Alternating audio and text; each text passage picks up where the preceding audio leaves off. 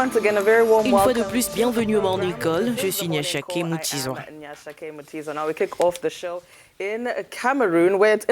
Les partenaires internationaux du Cameroun, dont la France et l'ONU, condamnent le meurtre de 23 villageois dans la région anglophone au nord-ouest du pays. L'incident de vendredi dernier a lieu dans une région où des séparatistes armés réclament l'indépendance de la région anglophone du reste de ce pays d'Afrique centrale, majoritairement francophone. Plus de 3000 personnes sont mortes et au moins 700 000 ont fui leur foyer dans ce conflit qui dure depuis près de 29 mois. En outre, la nation centrafricaine est également confrontée à une insurrection du groupe Boko Haram dans la région de l'extrême nord.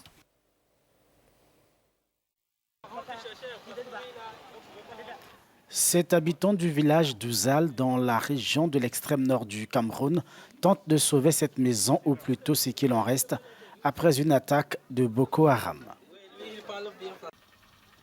Et tout a été brûlé.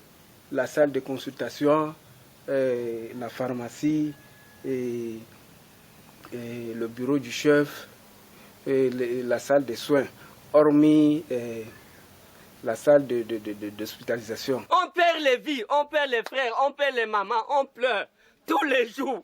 Jusqu'à quand vous voyez comment les maisons sont brûlées, les chèvres sont brûlées, les biens, les personnes, on n'a pas pu constater le bilan. Notre centre de santé, on a construit, on a souffert. Les gens ont travaillé, on s'est battu.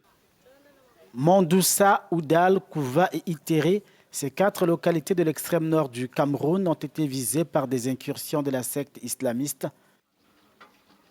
3 enfants sont portés disparus alors que des commerces ont été pillés selon des témoins, poussant des hommes et des femmes à fuir leurs habitations. C'est en 2014 que Boko Haram s'est propagé au Cameroun après avoir pris ses quartiers au Nigeria en 2009.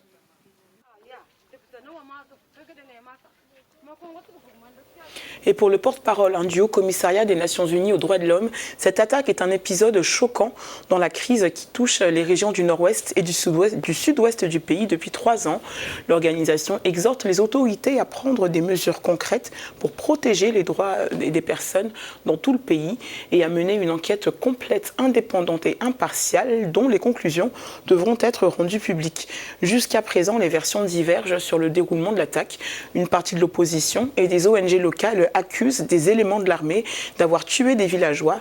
L'armée camerounaise dément et évoque un malheureux accident. Nous sommes maintenant rejoints par Fabien Hoffner, chercheur sur le Cameroun à Amnesty International. Il est à Dakar au Sénégal. Et bonjour. Il y a quelques mois, Amnesty International alertait contre la recrudescence des exactions de l'armée dans les régions anglophones. Cette nouvelle tuerie dans le village de Ntumbo n'est-elle pas exactement ce contre quoi vous mettiez en garde? Oui, tout à fait. Nous, ce sur quoi on avait communiqué, c'était sur le fait qu'en amont des élections législatives qui ont eu lieu le 9 février, il y a eu un renforcement de la présence militaire dans les 2 régions anglophones du nord-ouest et du sud-ouest. Et ces opérations militaires ont engendré des violences importantes. Nous, on a pu évoquer seulement une petite partie d'entre elles, tant elles semblent répandues et nombreuses. Mais effectivement, ce qu'on a montré, c'est que l'armée camerounaise s'était rendue coupable d'homicide contre les civils et également de destruction d'habitations, ce qu'on a pu montrer notamment à l'aide d'images satellites. Et malheureusement, le drame de Ngarbou a confirmé cette escalade dans les violences, notamment du côté de l'armée camerounaise, même si évidemment les violences des séparatistes continuent depuis de nombreux mois. Alors, les versions divergent entre le pouvoir et les organisations non gouvernementales. Cela justifie-t-il, d'après vous, l'appel à une enquête indépendante lancée par l'ONU et les États-Unis? Suite à ce qui s'est passé à Ngarbou, on ne peut que réclamer, également comme l'a demandé l'ONU et les États-Unis, une enquête indépendante, puisque le problème, effectivement, dans la situation actuelle, c'est qu'il y a beaucoup de propagande des 2 côtés, à la fois du côté des autorités et du côté des séparatistes. Il est très difficile de démêler le vrai du faux. Ce qui est certain, c'est que concernant ce qui se passait à Ngarbou, il y a eu 2 communiqués des autorités camerounaises. Le premier a reconnu que des éléments des forces de défense et de sécurité étaient présent sur place le 14 février, donc le jour du drame.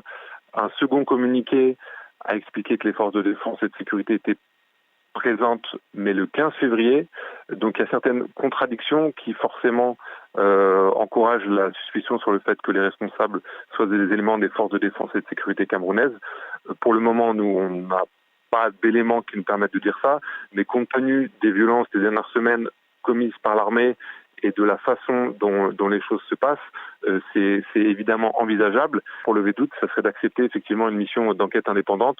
La question, c'est de savoir si les autorités camerounaises sont prêtes à accepter cela, sachant qu'on a également eu des informations selon lesquelles des employés des Nations Unies se seraient vus refuser l'accès de façon assez violente par les autorités camerounaises à cette même localité. Donc voilà. L'ONU et les États-Unis ont exigé une enquête indépendante, mais il semble que pour Amnesty International, cette demande n'est pas suffisante. Ce qu'on constate, c'est que la communauté internationale se fait très discrète.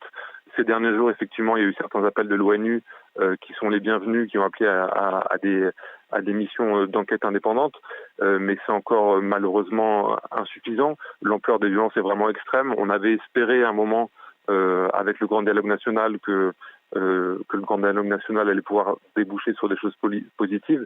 C'est malheureusement pas le cas du tout. Les violences de l'armée camerounaise se sont intensifiées donc ces dernières semaines. Et à côté de ça, il y a toujours la question des détenus dont on parle moins. Mais on a encore des dizaines de détenus qui ont été arrêtés dans le cadre de la crise anglophone, qui sont en prison à Douala, à Yaoundé, à Bamenda et ailleurs. Et pour une grande partie d'entre eux, ce sont des arrestations et des détentions sans doute arbitraires, comme le montre le cas symbolique de Mancho Bibixi. Je rappelle que le groupe de travail de l'ONU pour les détentions arbitraires avait jugé que la détention de ce leader des contestations pacifiques était détenu arbitrairement et avait appelé à sa libération.